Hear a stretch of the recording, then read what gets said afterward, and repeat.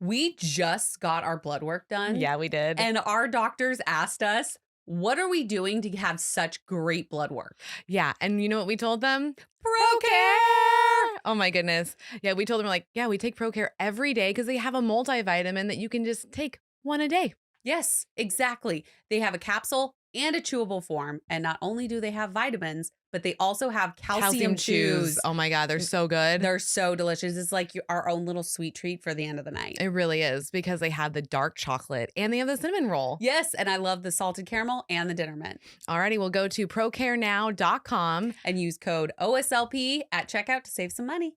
You guys ask us all the time, what is our favorite protein powder? Yeah, literally, we see this question every day. And the answer is always Devotion! Yeah. Oh my goodness. I even used it this morning to make my own sweet treat for nighttime because it's just a brownie batter pudding. And you literally just use 1 scoop and then milk or water.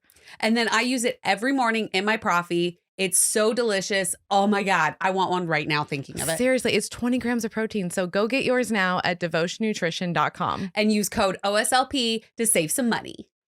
Okay. All right. You ready? I'm going to take a drink of water. Okay. Oh, well, Mel's not ready, apparently. I can feel. Oh. Yeah. I can always use a gulp of water. Hey, you have a hydrate too. I know. I got it because of you guys. Oh, That's how I learned about it. I love my hydrate. Oh, it's so good. Karen's got to be next to me at all times. Mine's Doug. Yeah. Doug. Oh, That's Doug. right. Mm-hmm. Doug tells me what to do. Yeah.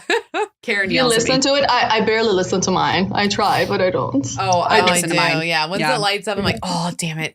That means I need some water. Yeah. And I think mine's actually dead again. So I need to charge it tonight. Mine is dead. okay. Yes. When I get to Zach's house, Yeah. I will charge it. Get that bad boy charged. Yes. All right. All right. Here we go. Welcome back, OSLP family. Yeah. I wait for it now. No, I'm like so thrown off now. Like, is it welcome? Yes.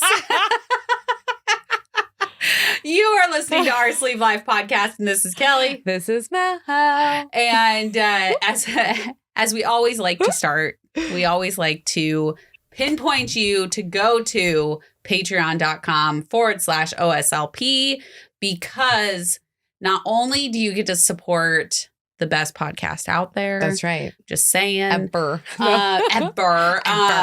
You also, if you pick the Benchies tier, which is, it's the winner's bench tier. That's right. You get to become part of our exclusive Benchies on Facebook. We have a group that is all for our people over there, and it is a really cool group. I know. We got over 100 people over there. Mhm. It's pretty freaking cool. And we literally just talk shop all day. So the good, the bad, the struggles, like, well, it's and great. not only that, it's like the cool thing from today was somebody posted a picture of their wedding dress in there. And so we got to see their wedding dress for the first time before anybody else. Right? So it's so privileged. It's really cool because we get to meet all of these amazing people and hear their incredible stories. And not only that, but we also get to hear their struggles and help, and as a group, help them each through. other. Yeah, it's So- very, very important. Yes. So, hold on. What's that noise? Oh, that might be my fridge. Okay. Wait, let's see. What if I put this in here? I was like, what is that? It sounded like a reverberation. Yep. Is That's that better. any better at all? Oh, that's Oh, perfect. yeah. That is perfect. Let's Okay. go with Okay. that. So we're going to pause and then we'll just go right back in. Sorry. It's okay. No worries. Yeah. So the benches are freaking awesome. Mhm. So if you want to do that, it's $7. The $10 tier is one of my favorites because they get exclusive videos of me and you. Correct. Yeah. They do. And they get not only exclusive videos, but episodes where we Yeah. have fondly named it That's What She Said Corner. Yes, we did. And that name came from the Benchies. Yes, they got to name it. So that's what's Yes. cool is like when you're in Patreon, like you get to literally help us cultivate the podcast. Mhm. And we got to name a whole segment. Like how fun is that? Yes. And we Yeah. talk about not only weight loss surgery in that segment, but we talk about our daily lives. So you get Yes. to know more about us. beyond what weight loss surgery brings All to the our goofy world. shit. All of the goofy shit that we deal with on a daily basis. Seriously. And you actually get your videos of this 10 days early. So because they actually post on YouTube, which is on your phone. Click on it right now while you're listening. It's already there. Type in Our Sleep Life podcast on YouTube. Hit subscribe and the bell. It means way more to us than you. We're trying to hit that 1,000 mark, and we're getting real freaking close. Really close. How fun would it be if you're the thousandth? Thousandth. God, that's a tongue twister. Subscriber on there. Yeah, I mean, really rad. So go over there and do that. And that is a free way to support us. Yeah. So it doesn't cost you a dime. Yep. Just a notification that, hey, your girls are here. Click of the button. Yeah. And literally you get videos from season 2 all the way up through 5. 6 is going to start in July. Like, it's crazy. That's and insane. There's live reviews over there. There's workouts over there. There's plenty of shit for you guys to look at. So, and then, as you guys all know, I suffer from 3 autoimmune diseases. It's stupid. I hate it. But it is a part of my life, and it is a part of my journey that brought me to weight loss surgery, which is weird to think about, that I'm actually grateful for my autoimmune diseases. I've never heard you say that before. Because it brought me to this point. Because I don't know if I would have gotten to this point had it not been for my autoimmune diseases. I agree. So on with us today, we have a certified rheumatologist. Yeah, we do. Who has also had weight loss surgery. How cool is that, guys? So welcome on, Susan. Thank you so much for being on with us. Hi, ladies. Thank you so much for having me. I'm so excited. I'm starstruck. Just being here with you. It's amazing. Thank you. We are so excited. You've sent me in on my personal weight loss page several things, and it's really given me, I was like, okay, Mel, we have to get her on, like, immediately. This is important. I know a lot of our community suffers from chronic pain and autoimmune diseases. And so that's why I was like, this is perfect. And you've had weight loss surgery. Like, how freaking cool. Yeah, you know what we've gone through. You know what it feels like. It's different than like reading it in a book. So definitely. Yeah, definitely. It's just, you don't know how it is until you go through it. Like, otherwise everyone just thinks that what they know is how it is, but going through it is completely different. And it's just great being part of the community. It's amazing. So can you tell us where your story began with weight loss surgery? Yeah, sure. Actually, mine might be one that I doubt you have heard before. So it might be interesting. So let's see. So, well, a few years ago, I was officially diagnosed with narcolepsy. Do you guys know what narcolepsy is? Yeah, that's randomly falling asleep, right? I believe so. I'll say, for those that are listening, can you explain what it is? Yeah, so I'll tell you a little bit about it. So narcolepsy is basically in a lot of movies and TV series and stuff, they show it because it can be a funny disease sometimes because people suddenly fall. But it is actually because there is a hormone in the brain that's either missing or malfunctioning. And that hormone is called orexin. And that hormone has multiple different functions. So one of it is it interferes with the sleep. So that can, and I will go into what happens in the sleep because that's both the funny and scary part of it. And then the other part of it is that it makes you want to eat, makes you feel like you have appetite and you want to eat. So you would think that if you are missing that hormone, you would not eat and lose weight, right? Right. But unfortunately, what other thing it does is that it improves your metabolism. So when you're lacking this hormone, you are going to have extremely low metabolism compared to people who have it. All right. So basically you don't feel as hungry as everybody else, but you keep gaining weight. So it's the worst combination because you're not eating much and you gain weight. So if you eat a little bit, your metabolism is low, you will gain quite a significant amount. So part of it is that people with narcolepsy, most of them are obese. And that sucks, man. Weird. I've never heard that. Jeez. What an awful combination. Because I've heard of the whole, like, the metabolism being so low that when you do it, you gain. Because Dr. Eric talked a little bit about that. But Yeah, the fact that narcolepsy, that's a whole thing. Mm-hmm. My goodness. Yeah. And it's a rare disease, so it's not something you see every day. And there's two types of it. There's one with narcolepsy with cataplexy and one without. And the cataplexy is the one where they suddenly fall, and they're not actually falling asleep. That is when a strong emotion like anger or happiness or something causes sudden paralysis of muscles. Like somebody tells you a joke and you're laughing and then suddenly you go paralyzed and you kind of glide down. You can also suddenly fall asleep because of how sleepy you are. Okay. And I don't have the cataplexy part. Okay. Thankfully, because that would mean I couldn't drive if I did, but thankfully I don't. But how it happened that I came to know I have the disease is that the symptoms are very mild and non-specific. So it starts out around right before teen years, around when you're 11, 12 years old. And that's when the weight gain starts. Okay. And then one of the most prominent symptoms is sleep paralysis. Do you know what is sleep paralysis? Have you heard of it?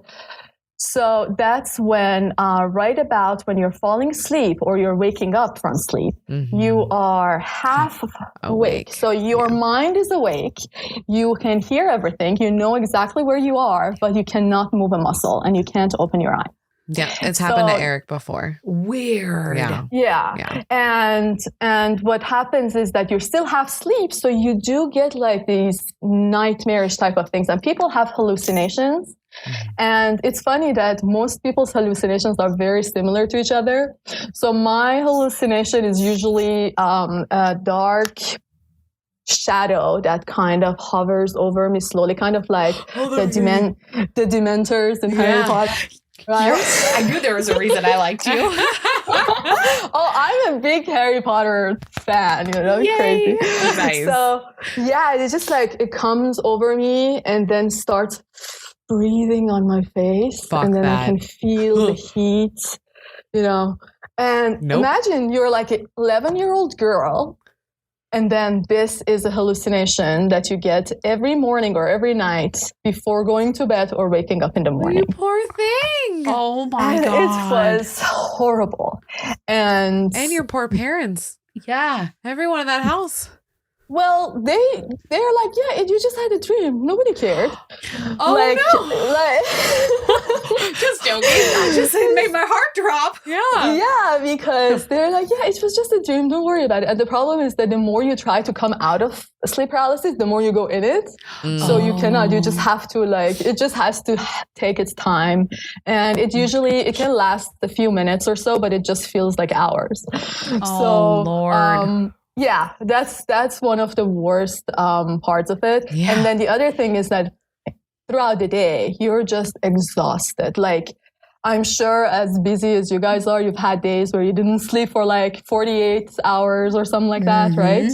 Yep. Yeah, we had a whole travel. Yep. There was a whole travel episode on that.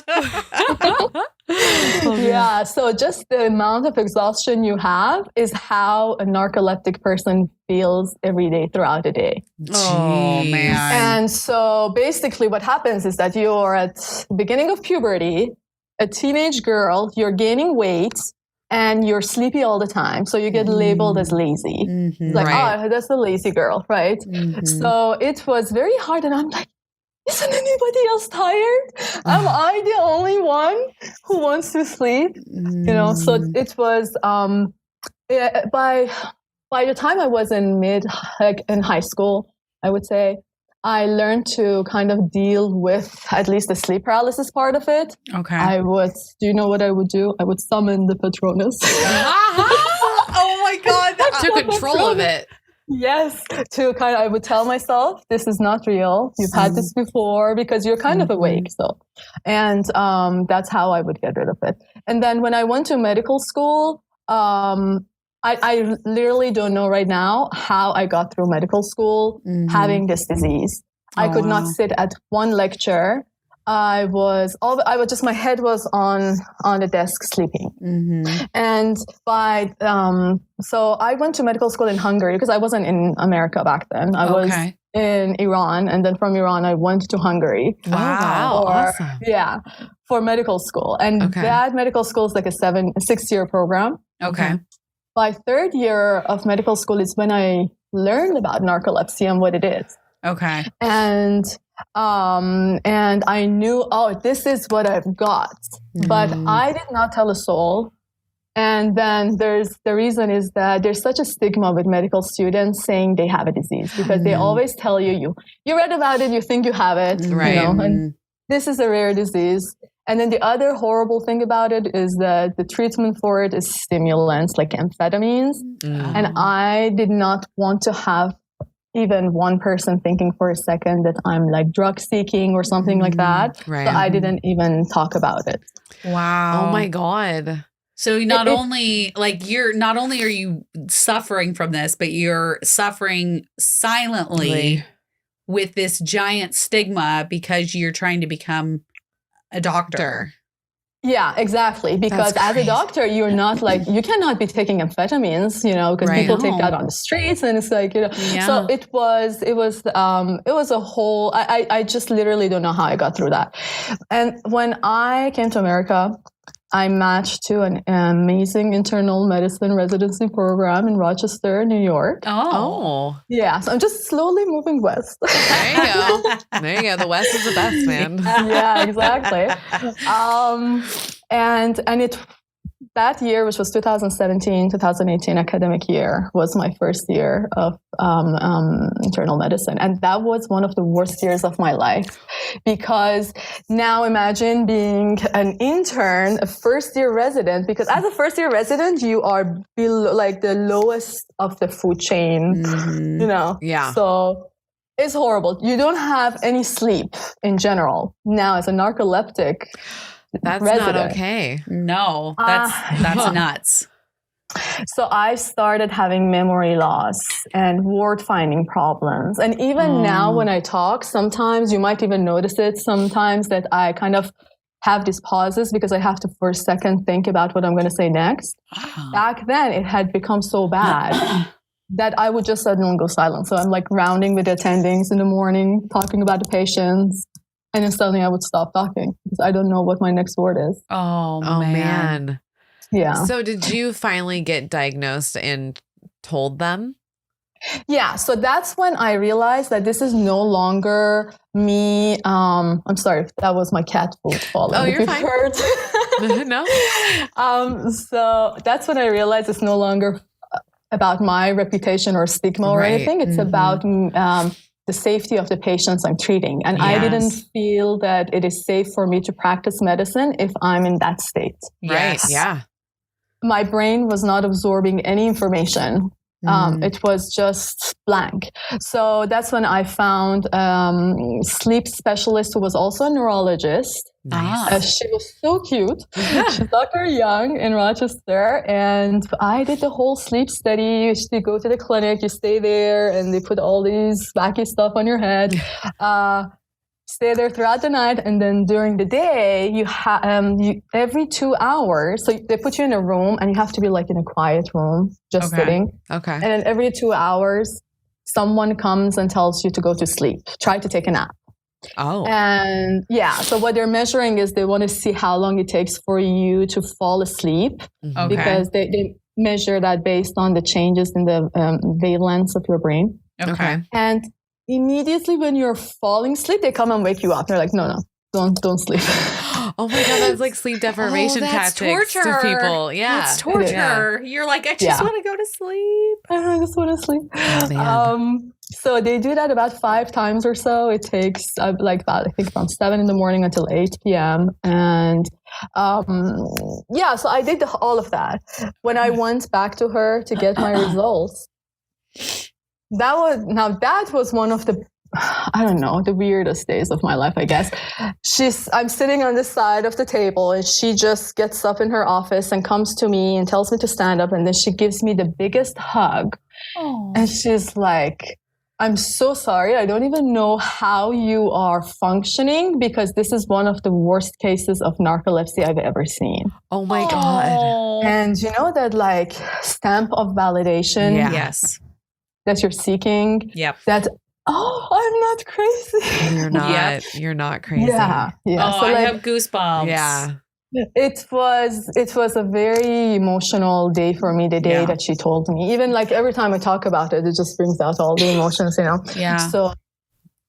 So that was when I'm like, so I'm not just a fat, lazy girl. No. I have this situation going on. Right. So, but even then I was concerned about the stigma of, like amphetamines and stuff. And I asked her if there's any medication that's non-stimulant I can take. And she started me on one. And it's life-changing. Yeah. My life just turned around. Oh. I haven't met a dementor for quite a while now. Yay! Oh my God. Yeah, because I have to say, for those of you that have not watched Harry Potter, shame on you. Second off, those are terrifying in the movie. Those are, and I can only imagine like having one, even in a nightmare, come at you. Like I can't even imagine, like over and over and over every night for your whole young adulthood and pretty much your adulthood. Yeah. Like that's insane that you had to deal with that day in and day out. Yes. Like, oh my God. Yeah. It was crazy. It was just, and it never changed. Sometimes it was, the only thing that changes is sometimes from right side and sometimes from left side. That's the only difference, but it was always the same. It was very, very scary. I did have a few when there were some animals with it, like a huge snake or a lion or something around, like walking around the bed. Oh my God, it really was Harry Potter. Jeez. Maybe, yeah. All I can think of is the snake, Nagini, and then the Gryffindor like emblem is a lion. So oh my God, yeah. There you go. Yeah, exactly. Maybe because oh my God, I think I've read all the Harry Potter books like 7 times each. So maybe you manifested it. I don't know. Could have been. Maybe. Like, no, I had not read it at that time. I had not known about. Harry Potter yet. That does not work. Oh, jeez. So with all of you like going to medical school and then traveling over to the United States, like how much did you gain? So my highest weight was 262. Okay. And that was when I was in Rochester. Okay. So that's when I got to the highest.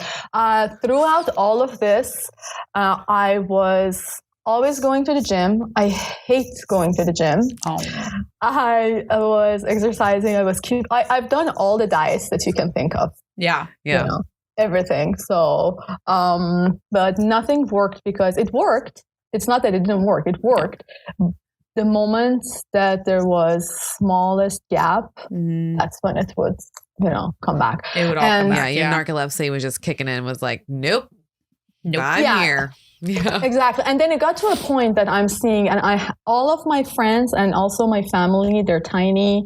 My sister's like an athlete, and so it's like I was always surrounded with people who are or seemingly effortlessly thin. Yeah. And as a young girl, I didn't care about health. I just wanted to be thin and pretty, right? Right. Yeah. I'm doing everything that I wanted to make me get there, but it would never happen. So I just gave in. At some point, I'm like, F it. I'm just going to eat whatever I want.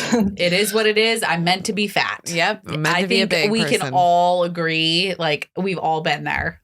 We've all been there. Oh, yeah. Because even with me not having any autoimmune diseases, like I got to that point where I was like, yep, this is just, I'll always be the big Mel and that's it. Mm-hmm. Like that's how I'm going to live the rest of my life. And never thought this was even an option. Yeah. Well, because it's not really talked about until now. Not at all. Yeah, exactly. Yeah. And then the stigma, right? That's like, oh, this is cheating or this and that. So, yeah. And well, when I came now I'm at University of Kentucky. I'm finishing my rheumatology fellowship this June. Yeah. And I'm moving to California. Ooh, she is going to the West Coast.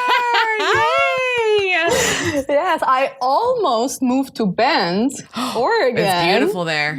It's beautiful there. I'm going there this weekend. Oh, you are? Yeah. I got 2 job offers from Bend. And I was going to go there, but then I got this another one in California, which is closer to my family. So makes sense. Well, yeah, family first, of course. Yeah. Of course. So when did weight loss surgery kind of pop up into your journey of this? So when I was, I think, second year resident back in Rochester, that's when I started thinking about it. But there was no time and no money. Yeah. So in 2020, I came to University of Kentucky. Rheumatology fellowship lifestyle is much less hectic than a resident lifestyle. Sounds like so. I had more time. And UK healthcare is the name of the insurance that they offer. Is amazing. Oh, good. I was going to ask how it was. Okay. It's really good. So I'm like, let's just go and check it out. Maybe I get approved because I have no money. I have so much loans. I'm just drowning. Right. There's no way I can pay for it. If they're going to say they're going to pay for it, I'm going to go for it. Yeah. So, why not?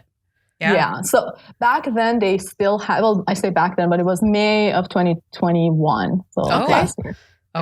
Is when I went to my first meeting with the surgeon. I didn't even research. I just looked who is on this UK healthcare, went to the first name that popped up alphabetically. Oh, people are lucky they got the A's. I know. I do not suggest anybody do that. Do your research. Do everything that you're supposed to do. I just got extremely lucky to get one of the best surgeons ever by just randomly closing my eyes and picking it out of a hat. So, I went to Dr. Steiner in Lexington. And they wanted that 6 month before you even apply for the authorization or something. Yeah. Now they don't have it. After I had to go every month for 6 months, they have removed that part of it. Oh, wow. That's crazy. Yeah. I have a love-hate thing I think with it's it. great. I think it's good for the 6 months because it really lets you put in the work that is needed after. Yeah. But then it's like there's some people where they just need the surgery and like stat. And so that's where my love-hate kind of comes from it. Because I'm like, it's good. But then I get the whole like, let's just get this done. Like I need to have it now. It's funny because like more that we talk about the timelines and stuff, like I could have waited. I think people should wait 6 months to a year, to be honest with you. Now that like talking to all the people that have done it like weeks, they only knew like weeks before. And then people that have waited years to 2 years, I just feel like knowing what we've gone through, 6 months to a year really sets you up really good. It's definitely a success kind of step. Because you're all focused about behaviors, and you learn a lot more prior. And I know personally I would have wanted that more. Yeah. Because I was going to say, you were very quick. It was very quick. It was like appointment. I mean, it took me 2 months to get my appointment, but then once I was in, it was like, okay, boom, February, our first appointment. And then I was in surgery 2 months later. Yeah. So it was like, bam, but you bam. didn't have the monthly therapy, the monthly nutritionist appointments. So I can, Yeah. So it's like, I know that people want it right now, but unless it's not a medical emergency, it's important to wait. It's important to watch the process. It's important to do it because that all or nothing tendency kind of got us into this mess a little bit. Yeah. You know, when it comes to food, we're like, well, fuck it. I'm doing it all day. All day, son. All day. Doing it all fucking weekend. That's what we're doing. And we did that a little bit too much, you know? So we feel like, nope, these are doctors. These are professionals. We need to see them on a regular basis. We need to get a full... Because you're not going to be mentally ready regardless of how much stuff you do. Yeah. But you can definitely be way more prepared for it. I like how you said that. Yeah. Thank you. Yeah, definitely. Exactly. Because it's important. I didn't want it. I was one of the ones that I'm like, just do it right now. Right. But I think it's very important because you have to change your lifestyle and you cannot change your lifestyle in a day or a week or a month even. You need to spend that time educating yourself and finding all the tools that you need to do what you want to do correctly. Yeah. Right. I feel like it's kind of like a job. You know how you have to go through training and normally training is 6 months. So it's like, it makes sense. Like, and for some unions that I've worked for, like, I've worked for one where like that was a full year. Like you're in that mode for 1 full year. So it's like, it kind of makes sense because you have to learn something. It takes that long to learn something. It takes training to do this journey. And this journey's work. That's the deal. It is work. It is work. So it is. Let's put some training wheels on first. So when was your surgery date? So on the second, I think my surgery date was December 21st. Tuesday, December 21st, right before 2021. Christmas. Oh, so you're what only a I few did months was out. back in June, because my schedule as a fellow is fixed and I don't have much say in it. I could just tell them when I want vacation time. And I took vacation time during Christmas and New Year. And then the second time I went to the surgeon's office, I'm like, regardless of the insurance approval, just put me down for Tuesday, December 21st. That's going to be my day. Because I didn't want to go through all of that and, and then not have the time because I'm working. I can't take time off. Right. So that's the day I chose and that's the date I got. That's awesome. It was meant to be. Seriously. If that's the way it happened. With you picking it at random and fucking, you took control in that last part. Like, that's crazy. Yeah. I love it. Yeah, exactly. And then I hadn't told, so here in Kentucky, I'm by myself, and my family in California. So my parents are in California and my siblings are there too. And I hadn't told anybody. I told a few of my close friends maybe a month before I went in. And then I needed help here, right? Like you guys know, you cannot do it alone, right? For this. You need support. You do. And I bought my parents tickets to come, come visit me for Christmas. Yes, I love this. I had surgery. Surprise! 3 days before their flight, because I wanted them to have 3 days there to do whatever they want. Process this. I told them, I'm going to tell you something. And actually, I did this with everybody who I told because I don't want to hear anything negative, not even a facial expression. I don't even want to see a negative facial expression. Yeah. So I thought, I'm going to tell you something and I'm going to need you to just listen and not react and not say a word, especially if it's a negative thing. Yes. Yeah, I like it. This is I'm going to have this surgery for this reason. And that's the date it's going to happen. It's already in motion. There's nothing that's going to stop it. And I just need you to be here to help me. And that's it. And everybody was very supportive. So I have not thankfully gotten any bad comments or anything about it. So. Hey, I'm glad. Yeah. It's good to hear that because some people's support systems end up not being so supportive. They're sucky. But I like the way you worded that. And I think that could work for a lot of our listeners is saying, I'm going to tell you something and I need you to keep it to yourself if you're going to be negative, essentially. I don't want to hear it. I don't want to see the facial expressions. Just keep it positive because this is what I'm doing, regardless of what you feel this is already happening. Yeah, this is already in motion. Yeah. And I like that. I really like how you worded that. Yeah, because it gives them an option too. You're letting them have an option. Okay, am I going to be in this room when she tells me or not? Yeah, exactly. And then there you go. Yeah. Yeah, exactly. And a lot of times it happens that we are not aware of the emotion we're going to have when we hear something, right? You don't know how you're going to react. You don't know how your face is going to change. So that's why I always prepare them because I'm I don't even want to see that. So just keep it to yourself. So they will become aware of how they're feeling and keep it inside and then just share it with me if it's what I want to hear. I like it. Oh, that does make sense because some people can't control their facial expressions. I'm very expressive. So if you tell me first, then now I'm going to be mindful of hey, don't make a face. Don't make a face. Yeah, exactly. I will seriously think about it first. So no, I'm going to start using that shit. I like that. It works. It works. Yeah. I like it. Well, it's Tabitha gave us this great, the Real Berry Boss, she gave us this great saying to say to somebody, if you have something that you need to tell them and you ask them, do I have your permission to be completely honest with you? And then they can either say yes or no. And if they say no, then you don't say anything and you just move on. Right. But if they say yes, then they're giving you their permission to be completely honest. And we've used that. I've used it a few times now. Yeah, because I really like being able to ask their permission. You're not just putting this on them. Right. You're asking their permission. So. Right. You're not word vomiting on them. Yeah. Exactly. And I think that kind of also makes the person who is giving you the permission to kind of understand. So I gave them the permission. So they are more accepting of what you're about to say too. I think that would be 100%. Yeah. Okay. So we've had surgery. Yeah. Yes. So now you had surgery in December. It is now April. So how is it going? Yeah. Oh my God, it's going amazing. I had a pretty good recovery. I did hit one small bump on the week I went back to work because I became very dehydrated. Yeah. I didn't have time to drink water while I was at work.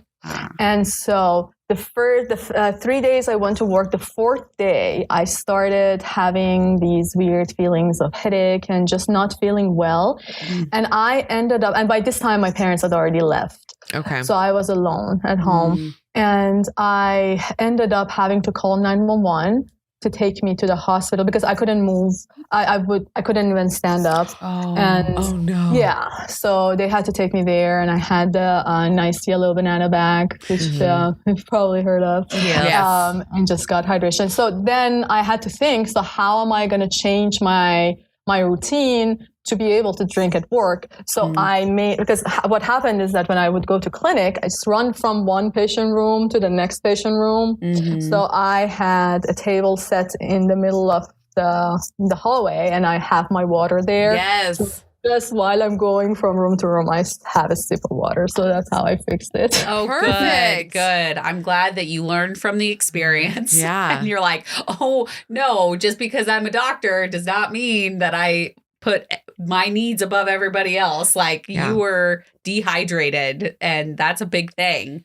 So I'm glad you learned from the complication of dehydration. Exactly. And I think when I went to the hospital, my magnesium level and my phosphorus level were very low. And these are actually, being my physician side talking now, are two things that if you guys, anybody who has had bariatric surgery, just feeling unwell overall and has a headache, and nobody, like, they tell you we don't know what's wrong with you, they have to check magnesium and phosphorus because those are not on the regular panels, and they have to be ordered separately.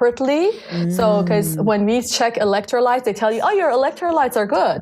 But the electrolytes they're talking about is sodium, potassium, and chloride, and calcium. They don't check magnesium and phosphorus. So why don't they test for that? Because that's, again, something that's not too common, right? So our situation is different. Right. We are more prone to being deficient in those nutrients. So that's why it's important to just like ask them, did you guys, by the way, check magnesium and phosphorus? Okay. We're going to have to note that. Yeah, definitely. I know that we had posted something a few months ago. Dr. Dovek gave us a list of panels to ask for. And your primary. I know magnesium was on there, but I am, because of all of my bullshit that goes on with my system, I am in the doctors a lot. Yeah. And when I'm sick, or if I end up in the ER, there's sometimes where they check my dehydration levels and they'll be like, you're fine, but I don't feel fine.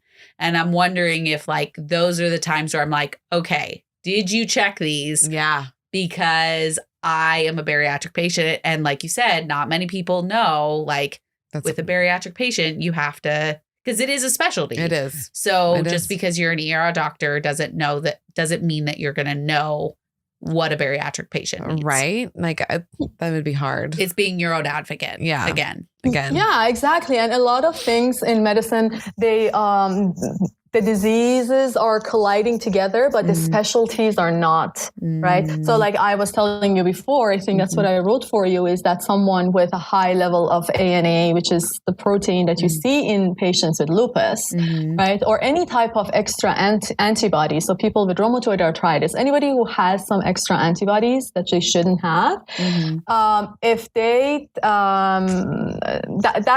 that's going to be affecting your levels of vitamin B12, for example. So when they check your vitamin B12, the level might be low in your body, but it's going to look normal or it's going to look even high. I didn't tell you this. I did not tell you this. Oh, yeah, because I wanted her to tell you. Yeah, exactly. So basically, like as a bariatric patient, so for example, you have lupus and you had bariatric surgery and you're prone to having vitamin B12 deficiency. You go to your doctor, they check your vitamin B12. Oh, it's nice.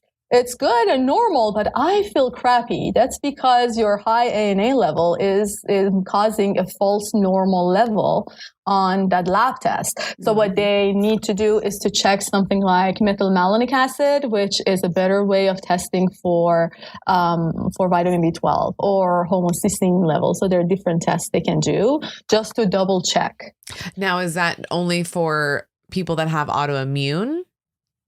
Yeah, usually anything that any protein, any extra protein in the body that should not be there, that kind of throws the whole assay off. ANA is one of the most common ones that does that. So how do you know if that's a thing for you? So that would be like if you have an established disease. Okay. If you have not been diagnosed with something and you've had tests done before that show your total protein level is normal, then you don't have to worry about that. Okay. But I think this is more for people who already have, a disease like Kellie has, the lupus. So when you go and have it checked, you just have to make sure that they check that. Because that's going to be what tells you the true level. Which I am coming up on my 3-year blood panel. Yes, you are. So I will be asking Dr. Thompson to run the extra tests. Yes. So that I know, because I am more tired and it's hard to know, like, okay, is it autoimmune? Is it my system? Like I'm just go all the time? Or is it something like as simple as B12 that I'm lacking in my system and it's making me more tired? I mean, I'm the pedal pusher for B12. So. She is. She'll be like, okay, we're going to record. Boom. Do you want some B12? Should you take some B12? I have B12 in my cupboard. Yes, I do. Yeah, she is a B12 pusher. I do. 100%. Because so most people really don't have it in their system. That's what I've learned. And knowing that bariatric patients, it's even harder for us to actually like absorb everything. So I'm just like, hey, if you're feeling tired and you've already had water and protein, I'm like, here's a B12. Most of the time, mine is the duo of water and protein. I have not gotten enough of. And it might be B12 now, too, that we didn't know. That is correct. That is super cool. What I wanted to touch base on a little bit before, can you explain to people what does dehydration have, like, what are the symptoms of feeling dehydrated? Because I'm sure people have had it in our community, but might not realize that they're having it. And then remind me I have a point to make. Just say you have a point to make. Okay, I got you. So the dehydration, the first symptom, one of the very first symptoms is that you get a headache. So having a headache or just feeling your head is heavy, your eyes are heavy, that's just one of the first symptoms that you feel. Okay. The other one that is very common is you feel lightheaded, especially when you stand up. Okay. You stand up and you kind of like just go, I feel like I'm falling, right? So that's one of the other ones. When you become dehydrated to the point that your electrolytes become abnormal, that's when you get a few other symptoms, like you get tingling sensations or you feel off balance, which is different from lightheadedness. Because lightheadedness is when you're just kind of like going round and round, and off balance is that you are just feeling, like off. I don't know how you can't catch yourself. You know what I mean? Yeah. Exactly. Yeah. So those are some, or you might have palpitations. Your heart rate keeps, going up. You feel, because basically what happens when you're dehydrated, your blood is less volume than it should be. So because it's less volume, there's less volume circulating and going through the heart, and the heart has more empty space. Right, so it has to pump faster to get the amount of blood that's in it to run around the body. So that's why you get high high heart rate as well. Interesting. So that's another one, and then you can feel it sometimes, the palpitations, and then the high heart rate. Right? I can. So those are. I can feel it when I get dehydrated. Yeah. My heart beats faster, and funny thing is, I actually had a heart test done prior to me having surgery because I was having those palpitations. Okay. And I thought something was wrong. And now I can pinpoint back that I was just severely dehydrated. Yeah. Because I was not drinking water the way I should have been. Yeah. So it's interesting. Another point that I thought was I just learned that electrolytes and water are two different things. Yes, they are.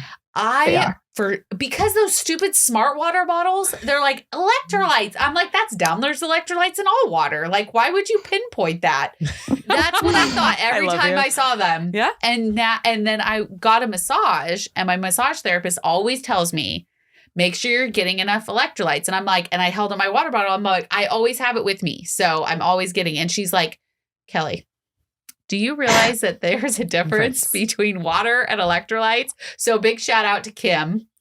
I love you, Cherry Kim. City Massage.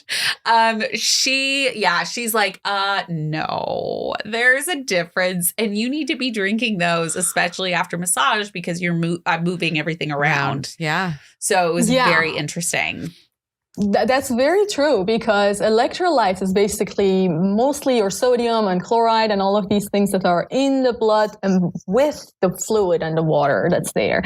And they kind of balance everything. So the thing is that when you have less water, let's say, in your blood, it kind of wants to equilibrate itself. Okay. So the electrolytes that are in there, they say there's less water, more electrolytes, right? So they start oozing into your body, oozing out of the blood into the tissues, right?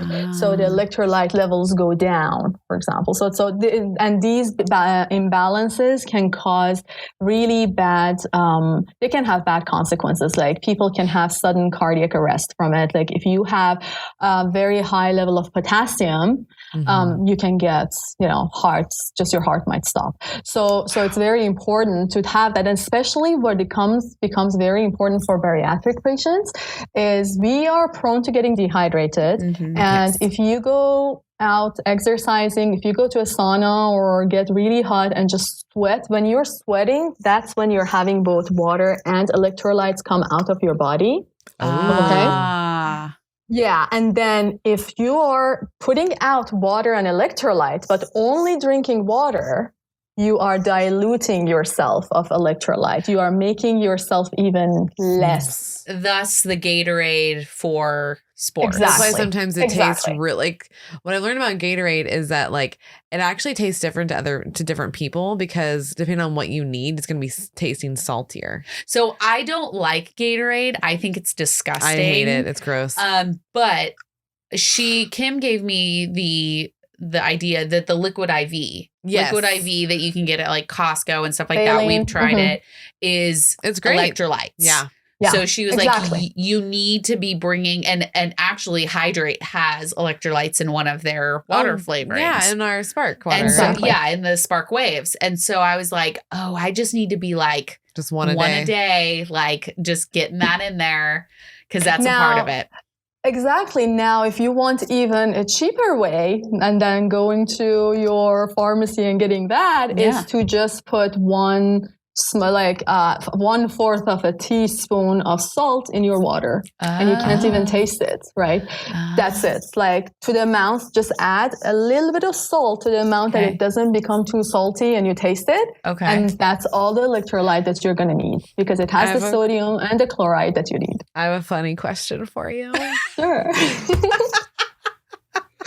As a kid, I like salt.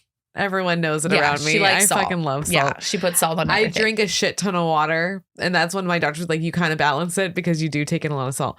But I used to lick my hand, put salt on it, and then lick it off. That's how much I like salt. So can I just do that still and just be done for the day for my electrolytes? Does it have to be in water for it to work, or can I just lick salt? Well,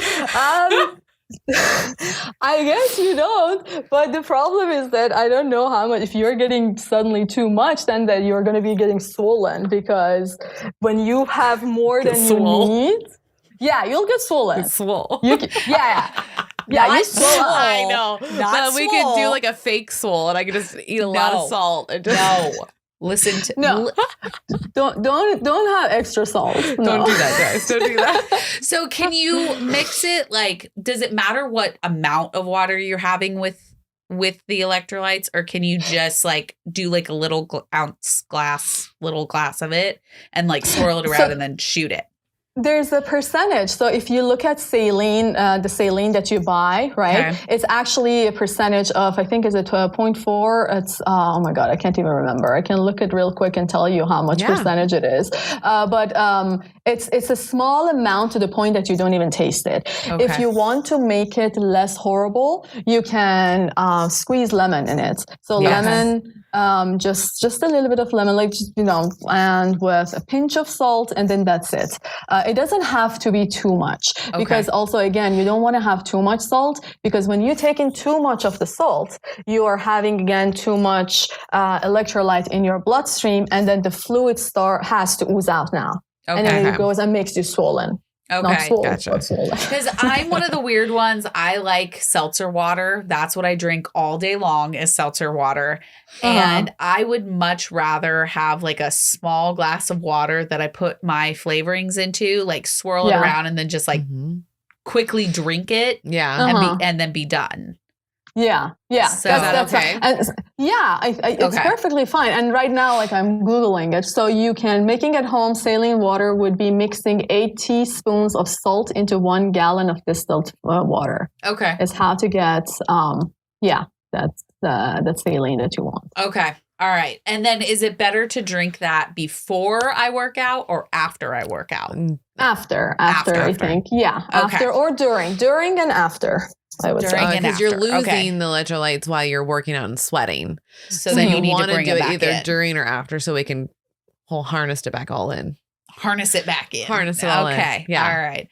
Cool. I love this. That was a weird turn of the conversation that I like.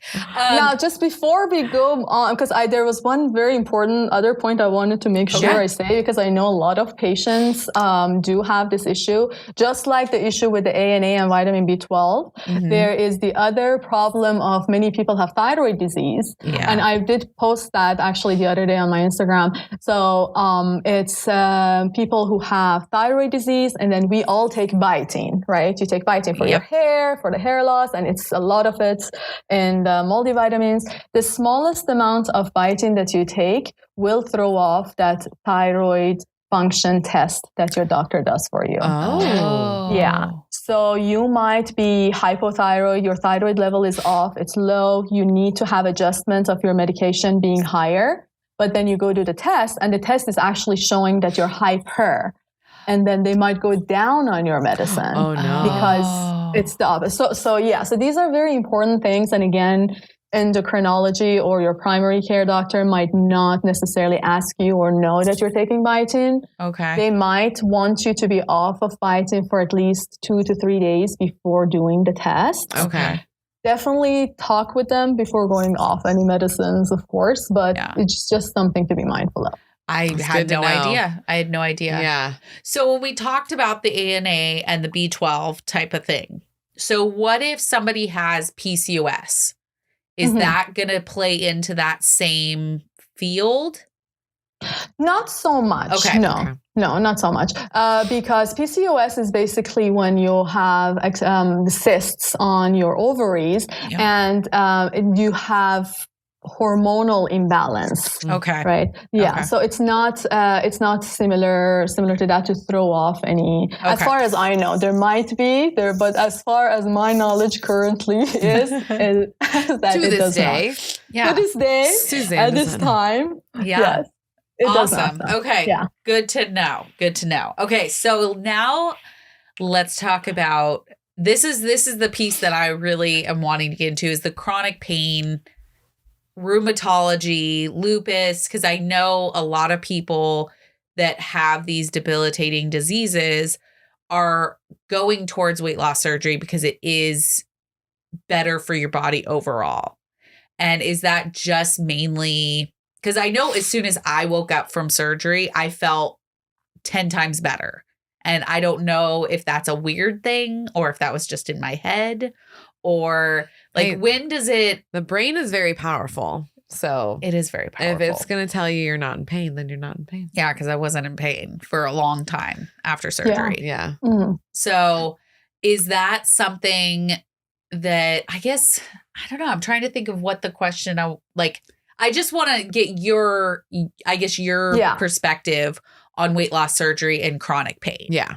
Gotcha. So basically, pain is a very difficult topic to address because there's pain that is caused by something specific that you know exactly what's going on. You do the treatment and it goes away and you're all happy and smiley, right? But then you have these situations where there is just this random nagging pain that doesn't go away. And that's where, and so many people go through that. So diseases like fibromyalgia, for example, right? A very misunderstood and underestimated disease.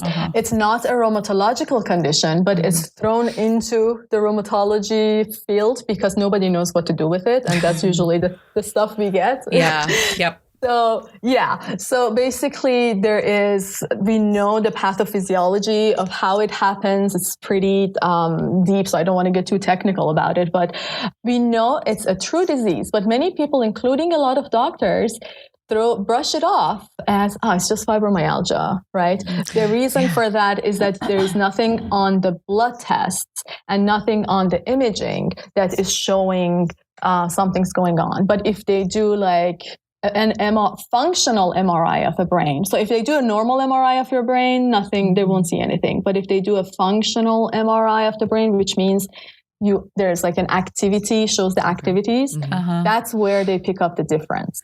And what happens is that your body is hypersensitive to the stimulus of pain for some reason that we still don't know what exactly. Okay. Which is really weird because I have a very high pain tolerance.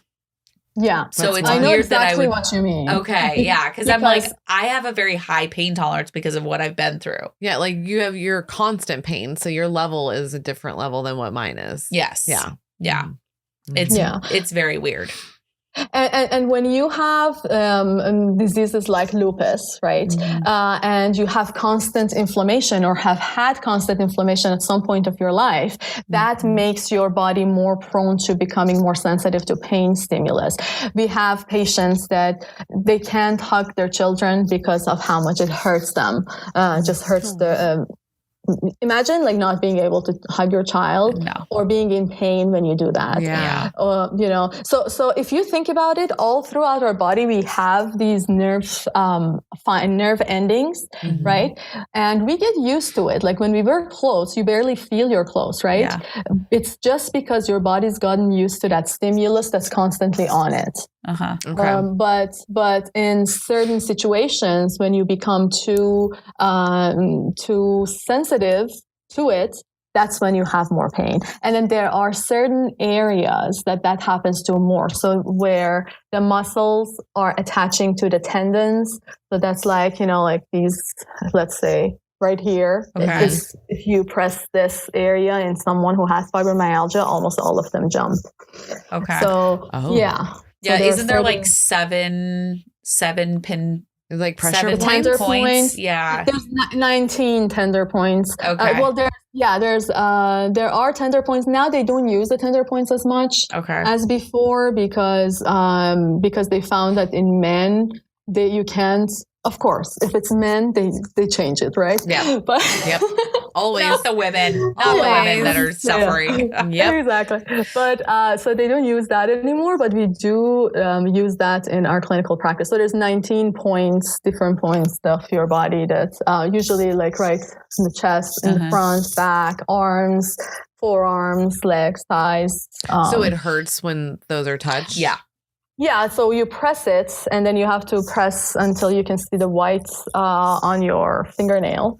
Okay, that's the amount of pressure you need to put, because you need to know how much pressure to put. Yeah. There's. Go ahead. Yeah, so that's how you would know, and then just patients usually jump. That's how you know. It's just jumping. Yeah. Oh, that sucks. Yeah. When my rheumatologist tested me for fibro, because I was like, I don't understand it. Like I'm having a lot of pain. And the only way I can describe it is like, it's like electrical currents that go down my hands and my arms and into my hands. And there were some times where it was like, I would just do this all day because it wouldn't stop. So that is more of a nerve pain rather than fibromyalgia pain, because the fibromyalgia pain will be deep and achy. Anything that feels like an electric shock or electric, and it's like radiating, especially if it's radiating, it's more nerve related. So I'm wondering if you have any neck problems. Do you have any neck pain or neck issues? Neck problem can cause this feeling of shock pain going down your arms. Okay. And it wasn't like always the electrical current. It was kind of like tingling or but it was kind of like restless leg, but in my arms and my leg and my hands. That's it. It's hard to explain. And I think that's another reason why chronic pain that comes from fibro is so hard, because you can't exactly pinpoint what it feels like, because it's not like a common pain or a common feeling. Yeah. But I know that like there's sometimes where like even if somebody just goes like this and pokes me in the arm, it hurts really bad, and it shouldn't hurt. Like it should not. Yes, it should not. So it has many things. So one of the number one things that comes with fibromyalgia is severe fatigue. 90% of people who have fibromyalgia are very tired. Almost up to, I think, 75-80% don't feel refreshed in the mornings when they wake up from sleep, right? You have joint pain, you have muscle pain, you feel stiff. Then you have sometimes brain fog, or we call it fibro fog. So that's when you feel like you have like gaps in the memory and things of that sort. Then depression, of course, and anxiety is a big part of it. You can have stomach problems like bouts of diarrhea and constipation, like an IBS type of situation. And some people get like locked jaw, so it's not just pain all over. It's like a whole entity that we really don't know what's causing it. It's definitely out there. There are FDA approved treatments for it that do not work as well as you would hope. And it's very important to know that the fibromyalgia it's a chronic disease that's going to always be with the patients, and it can be managed, but it cannot be cured. So I spend usually a lot of time with my patients explaining that to them, because by the time they come to me, they have gone to at least 5 other physicians who have told them that it's like everybody's told them it's fibromyalgia, and they come to me and it actually is fibromyalgia, but nobody's really explained what it is. Right. Thank God for you. Thank God for you. That's all I got to say. That sucks. Because and then when you Google fibromyalgia, or even if you see again in movies and series and things like that you hear, they use fibromyalgia, throw it out there as like a crazy psychotic issue. They throw it out there like that. Isn't it majority is with women, right? That have it's majority of women, 90%, 80% are women. It's usually young, between 30 to 50, 55-year-olds who get it. Exactly. Well, and we have to describe what the feeling is, because it's not what the normal feeling is. And then I'm not trying to diss on what the history is, but they like to think that we're lying about our symptoms all the time. And so it goes misdiagnosed or not diagnosed at all, and then just thrown to the window because they're like, well, it's just them acting like they just don't want to do something. Well, and I think it goes also, going with TVs and TV shows and stuff like that. There was the joke that went around with House MD that it was always lupus. Like the answer was always lupus, and it was just kind of thrown out there. And it's like, no, people, this is a very serious disease. It's very serious. Like a very serious disease that it's a card you're dealt that you don't want. Like you don't want this in any way, shape, or form. It is not fun. The only thing you can do, and I'm glad you said that, is manage it, because there is no cure for rheumatology or from rheumatoid arthritis, lupus, or fibro. Like you're managing one. And what is even harder about having 3 of them is you don't know what comes from what. Exactly. So, the medication that I'm on, I don't know if it works for the lupus, for the RA, for the fibro. All I know is it's managing it at this point. Yeah. So we're just leaving it be, because if you take one thing out, it could throw your whole body into chaos. Yes. So, and it took a couple years to get me stable on medication. And that's actually, it's a good thing you brought that up, because especially in my field of rheumatology, that's the case with almost all of our diseases. Mm-hmm. And it's very heartbreaking for me to see the patients, because I have to tell them, I set up the expectation from the beginning that you are in pain, and the issue is I have to tell you, I cannot immediately fix you and make you feel better. Mm-hmm. It will take, it's like a dance. We are going to have like not a war, but a dance with this disease until we figure out the right steps and find out what works for you. There is, for example, for lupus, there's a bunch of medicines. We might have to try each of them separately and then some of them together to figure out what works for you. And each time we do a trial, you're going to need to at least take it for 4 months to 6 months to know what happens, because that's how long it takes for the medicine to show its effect. And for insurance too. Some of the insurances as well. Yeah, they'll say like, you can't start this med until you've tried this med. Oh, I hate insurances. Can I just say, really, they are horrible, horrible. I don't know. It's like the mob over the doctors. It makes no sense. It's like, it's just the amount of frustration that we have because of them is significant. Like, I know this is the treatment my patient needs. Just give it to them. God damn it. And Yes. Like dictating. Yeah. Oh, they are. I mean, it's crazy how you have to have an allergic reaction. It has to be documented. Then you can move on to the next step. Yeah. I don't understand how those policies got passed into place, because that's not okay. Nope. Like it's fucking ridiculous. I remember the doctor got the fucking degree. They're telling me I need this medicine. It shouldn't matter whatever pencil pushing thing you need to do. Just go, yes. Yeah. Was there a licensed doctor that prescribed it? Yes. Okay. Cool. Yeah. Done deal. Yes. So it's actually interesting you said that. There is, I don't know much about this, but I recently got to learn about it, and it just infuriates me so much. There is a really good group of rheumatologists. The acronym is CSRO, and I can't remember what it stands for, but they do advocacy work for rheumatology and patients and things like that, and go to do legislative work and things like that to get things happening from that. And I'm actually thinking of joining them for advocacy and things of that sort. I'm not sure what I can do, but So one of the doctors was actually telling us about this, something called a PBM, which is the Pharmacy Benefit Managers.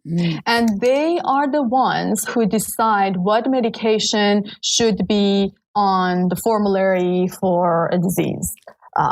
So what are it's not credentials. I have no idea. I don't know the details, but what I'm going to tell you, I hope I don't butcher the actual truth of it, but how I understood it is that if there is a medication A that's $10 and medication B that's $500, they put the $500 one on the formulary. They don't put even the pharmacies themselves.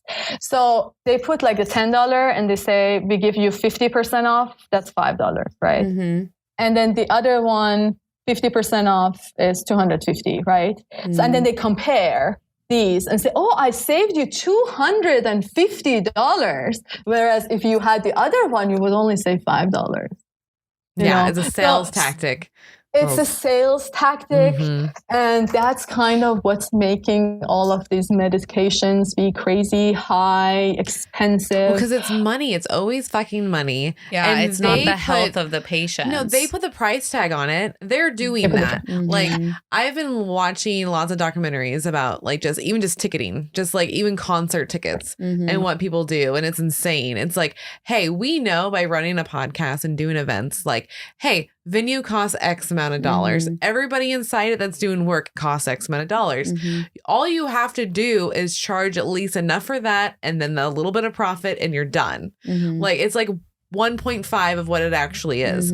And what these companies are doing, they're taking something that costs like $10 to make and they're charging 500 times the actual cost. It's like, you don't need all this greediness. Like, just fucking do the thing. Well, it's I mean, it's hard coming from somebody who has been battling with the insurance companies and trying to get, like, I can't even get the actual Lyrica medication because my insurance will not cover it. Nope, you got to get the generic. I have to get the generic brand. And it's like, that in itself just boggles my mind because if the actual works better than because when I was on the actual Lyrica medication, I was 10 times better. Yeah. And then my insurance randomly decided we're only going to cover the generic version. Oh. And then I was like, okay, well, I have no choice then. Right. Yeah. So I have to take the generic, even though it doesn't work as well as the previous one. It's so annoying. And that should really be up to my doctor to say. Exactly. Yeah, not the pharmaceutical companies. No, yeah, exactly. I will say, though, because I take an infusion every month for lupus from Benlysta. And that company has by far the best, like, layout of how they help their patients. Yeah. Because you actually say, like, I make X amount of dollars. This is what my deductible is, blah, blah, blah, blah. And they will pay the deductible at the beginning of the year to get you through until your insurance will pick up the rest. Wow. That's rad. That is like one of the best things about that company that I found because they don't want people to not go without their medication. Right. Yeah. Yeah, exactly. So there are a lot of good little things here and there that does that. Yeah, exactly. And the other thing is that many people always, attack the pharmaceuticals. Oh, they are the ones bringing up the prices. But the truth is they are only bringing it up because if they're bringing it low, those PBM people are not going to put those medicines on the formulary. Right. So that's why. So they're like, we cannot. If I if I lower this price of my medicine, nobody's going to take it anymore. No, well, they're doing the stupid, like, America's just dumb. They're just like, no, it has to be better because it costs more. That's what they're fucking doing. They're like, nope, it's got to be better. Yeah. It wouldn't be worth $500 if it wasn't better for you. Like, I'm not going to take something that's $10. That's weird. That's literally the fucking problem that they're having on, like, a global scale. It's insane. My accounting brain gets so angry about it. Like, and about the thing you said, Kelly, with the medications, I just know that many people don't know about GoodRx. I don't know if you guys know about GoodRx. I have heard of them. Yes. Oh my God. I don't know who they are. I wish I could buy some flowers and like a fruit basket and just go to them and say, thank you for existing in our lives. This GoodRx company or whatever it is very much underused. So many of the medications you can get off using GoodRx coupons. And just all you need to do, it's so easy. You don't have to sign up for anything. Google GoodRx, name of the medicine, and then near me, it just choose the pharmacy that you go to, and then you print out the coupon. The one time you give them the coupon, it's like, so for my medicine, how I use it, the medication I use, armodafinil for my narcolepsy, it is, I think, about $700 a month. Oh, but GoodRx, it's $40 a month. Wow. Yeah, it's a huge difference. Okay. And many people don't know about it. So use it, like check for Lyrica and now many medicines, generic versus brand names such as Lyrica, they are not going to be that different unless the coating is different. So I'm assuming that for you, in your case, the coating of the medicine for Lyrica has a better effect for you compared to the coating of the other medicines. But generic versus brand names are generally not at all different. And that's what they told me. And so I was like, okay, cool. It's the same thing. And then when I was like, oh no, there's a huge difference in this. Yeah. Like, I mean, it does its job, but it's not the, like, I am not as good as I was back. Like, because I was on the regular one when I first had surgery. Gotcha. And it was like night and day. And then I slowly started going a little less. That makes sense. Yeah, that does. Yeah. Yeah. There's like a correlation there. Yeah. Because you are definitely, when you first like had surgery and was doing all the medicines that are the right ones, your energy was like through the roof. And then and now it's she definitely has fatigue. Yeah, the fatigue is a lot. Yeah. It's a real thing. I mean, that could just be that I'm doing a lot more. Yeah, now. But maybe you might need some tweaks on your medicine because you are doing a lot more. Is that a thing? Can that be a thing? Yeah. So when you are so busy and your mind is, like all over the place, it turns into pain. So we have we have some psychosomatic diseases. That's basically when something psychological, or not even psychological, like an anxiety or extra stress or something in your life translates itself into pain, and it just stays with you. So definitely, and especially in people who have multiple autoimmune diseases, your body is just hypersensitive to most things. So most people who have autoimmune diseases are going to have allergies, seasonal allergies, food allergies, medication allergies. So that's just how, unfortunately, that specific body is. Yeah. I don't know what you're talking about. I have no stress. Not at all. I've had no stress in the last 2 years. No. I was just quickly looking for Lyrica out of my own just thought. Curiosity. And I'm looking at GoodRx, and you can get like a 30-day supply from Costco for $9. No. There you go, Kel. There you go. Use GoodRx. I'm telling you, it will change your life. What? It will change your life. I feel so dumb because like they handed those out at Rite Aid before. I've seen them. They're yellow. They said GoodRx on them. Oh my God. Yeah, people, I don't know how, like I tell all of my patients, just I print out the coupon for them. And the good thing is you don't have to give them a coupon every time, right? Okay. You just tell your doctor instead of like, because sometimes you have to look, like right now I'm looking here at the pharmacy. The pharmacy CVS at Target is $126. Okay. Oh. And then Meijer, I don't know if you guys know about Meijer. It's a food chain place here. Oh, okay. Like a grocery store. Yeah. It's like $7 here. Oh, wow. Walmart is 10. Yes. And then you have higher ones, like Kroger is 530. Who's going to go there? I don't know who puts these prices there, right? So definitely check it out. All you have to do, have that coupon one time. The only one time you give it to them, that's it. Every time that they refill for you, they don't need a coupon anymore. Awesome. So it's a one-time deal. And is that with your insurance, or is that just... No, that's just... Just you paying the money. So it's not going to go toward any of the insurance money you pay, the deductible and whatever, right? It's not going to go towards that because you're like paying cash. It's just straight out of pocket. It's like your cash pay. Yeah. Exactly. Yeah. Like you're just buying something from a store. Yeah. Thank you, Susan. You just changed some life. Check it out. You changed my life right now. Like I'm gonna just put this in the description. Yeah. And I'll just put we'll link it below. Yeah. Yeah. So if you're on YouTube, it's going to be down there. If you're on Instagram, wherever you're at, it's going to be there. So just go there because we all need this. Yes. This is very important. I'm so excited right now. You have no idea. I'm so happy. Yeah, because it really, like, there's medications that are so regular things that we use every day, and the stupid insurance, for some weird reason, they refuse. Like, and you're stuck, right? Like, what would I do if I did not have GoodRx? Right. Yeah. Right? I cannot pay $700 every month for mine, right? So it's like, it's crazy. So yeah, definitely use that. And then another good resource, especially for fibromyalgia, because fibromyalgia is a disease that a patient has to have control, be in control of their disease. So it's very, very important to give a lot of education about the disease, the process, what to expect, expectations.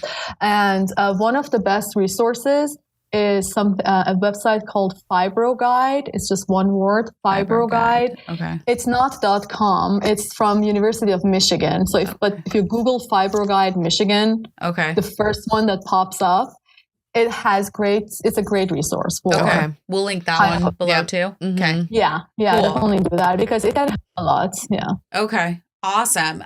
So the last thing I kind of wanted to touch on was, I know with arthritis, or this is what I've been believed the last, 7 years of my life of having it, was the less you move, the worse it gets. And that's accurate, right? Motion is lotion. Yeah. Motion is lotion. Motion is lotion. Okay. You move, you get better. Yeah, exactly. So especially with any type of arthritis, whether it's osteoarthritis, which is wear and tear arthritis that everybody gets, or some sort of an inflammatory arthritis like lupus or rheumatoid arthritis, all of those, the more you move around, the better you're going to feel. And that's because your joints, one of the main reasons is when you move around, you gain muscle. When you gain muscle, the muscles are going to be always kind of in a contracted form, right? That's how like all the bodybuilders have all the muscles looking nice. And when they are contracted, that means there's less pressure on the joint. Okay. Right? So like if you have knee pain, you have to make your thigh and calf muscles strong. So each of them are contracting, and then that puts less pressure on your knees. Okay. So nice. Yeah. Okay. And so that kind of goes in. So if you are a bariatric patient, you also have arthritis, that gives you even more motivation to be in the gym building that muscle, because then your joints are going to be better overall. Exactly. So I think weightlifting is one of the very best ways to lose weight and gain muscle. That's I think much, much better than like, I would not recommend going to run for an hour on a treadmill. Like I don't think that's a good, you can go walk for a little bit or run, but not like an hour every day killing yourself. You know, like that type of, especially if it's on a treadmill. Treadmill is horrible for knees. Walking outside is nice. Yeah. You want to walk, go walk. You want to do steps in the device thing. It's good. You want to do I don't know what it is. Yeah. Or elliptical. It's perfect. You want to do stationary bike. That's fine. But treadmill is going to kill your knees. Okay. Good to know. So if you have arthritis, stay away from the treadmill. Yeah, exactly. Okay. All right. And stay in the pool. That's hard with COVID and weather. But oh my God, the best exercise for any type of joint pain is swimming. The reason is that you'll have zero weight, like not zero weight, but you know what I mean. You're weightless, right? When you go in the water, so you move around. Your joints and body and muscle are getting the exact amount of exercise as you're getting on land, but just don't have that extra weight putting pressure and pain. Yes, because it's less pressure on your body in all the areas, because it kind of like lifts when you're in the water. So you don't have to worry about water aerobics is really good. I've told my patients, like the older ones, just go walk in a swimming pool. Just walk. You don't have to swim. Like instead of walking outside, you're swimming. Okay, so if you're newly post-op and you're having a lot of joint pain because of arthritis or some other chronic pain, go into a pool. Yeah. And just walk. Yes. Exactly. Okay. Yeah. Okay. That's a good tip, because I think everybody automatically assumes like you're going to have surgery and then you're going to go be a beast in the gym. And for people with chronic pain, that's not always it's not always realistic for us. But you can be a beast ass swimmer, man. You can. Because I did water aerobics and it's fun. So it's fine. It felt it's really fine. weird at first, but then the next day you're like, I'm actually sore from water aerobics. Holy shit. Yeah. Because you can do mountain climbers. Yeah. You do those in the water. You literally just hold them to the side and do the and I can go way faster in the water than I can on land. So dude, like you get like the lower ab going. It's gnarly. Oh, we should do an water aerobic thing on the pod. Yeah, that'd be fun. Yeah, that's really good. Like one of my goals for future, going to my new job. I don't know if they will be accepting of it, but there's at some point, I'd like to create, because we always tell our fibromyalgia patients, or even like rheumatoid arthritis, have aerobic exercise, increase your exercise, and that's it. Like I might not have enough time to give more information. Yeah. I want to create a class, of exactly what's needed. Like we tell fibromyalgia patients, you need to have aerobic exercise at least 30 minutes a day and slowly increase the intensity and duration, right? That's basically the line that you tell them. But okay, they hear it and go, what is aerobic exercise? How do I do it? Where do I start from? How do I increase the intensity? What is moderate intensity? What is, like that, things like that. So that's one of the things I have in mind of creating, to have classes specifically for rheumatology patients, especially people who have inflammatory disease or they have fibromyalgia. I love it. That's amazing. I think that's so needed coming. I mean, because I can remember back when I got diagnosed, and I was actually very active in the gym when it happened. Actually in the same gym that we're in now. And so it's kind of full circle for me. But back then, I didn't have the knowledge of, like, I thought, if I continue to work on my body and it hurts, I'm going to do more damage, because there was nobody out there saying, now hold on. Yeah. No, you need to continue moving. I didn't learn that I need to continue moving until I was at my rheumatologist that I'm at now. Yeah. And so that was probably 3 years before I got to her. And by then I was already in such an inflamed body that there was no way that I could have done half of the stuff. Swollen. Yeah, exactly. Yeah, I was very swollen from fat and other things. Like, it was a whole thing. That was the difference. Like, I didn't feel like you looked fat. You felt like you looked like you were just inflamed. Like you were just like, like it looked like you were in pain that was like absorbing out of you. Well, and I was also on high doses of prednisone at that point in time, too. Oh, yeah. That's going to blow you up. Right? Yeah. Prednisone, my line, prednisone, P stands for poison. Oh. Prednisone makes you feel amazing. You feel like $20 on prednisone. But it causes so many side effects. It's just a Band-Aid that we put there until we find a real medicine. So that's just a very important thing to know, because people learn that prednisone makes them feel better, and then they come. We have drug-seeking problem with prednisone. That's my drug-seeking issue at rheumatology office, is that patient calling, can I get like a course of prednisone? I'm like, no. You're like, no, you need to come in here. Yeah, you have to come in. Why do you want prednisone? We have to figure out what's wrong and what's not working and find you what will work. Yeah, I was on it for 5 years straight. And I hated it. I absolutely hated it. I didn't sleep. I felt awful. I had the huge moon face, like all of those things, but I could at least move a little bit. Yeah. And I just want to make a correction. So I did say that when you have like arthritis to move around, if you are in an acute flare, right, that's when you don't want to move around a lot. Okay. So if an acute flare would be for like lupus or rheumatoid arthritis specifically, it's when you have very swollen and painful joints. So I'm not talking about like the chronic situation where everything is controlled. That's where motion is lotion, right? But an acute flare does not want you to move around too much. So that's just something to be mindful of. So for example, when we go on trips or we're flying on a plane or whatever, my ankles and my feet get super swollen.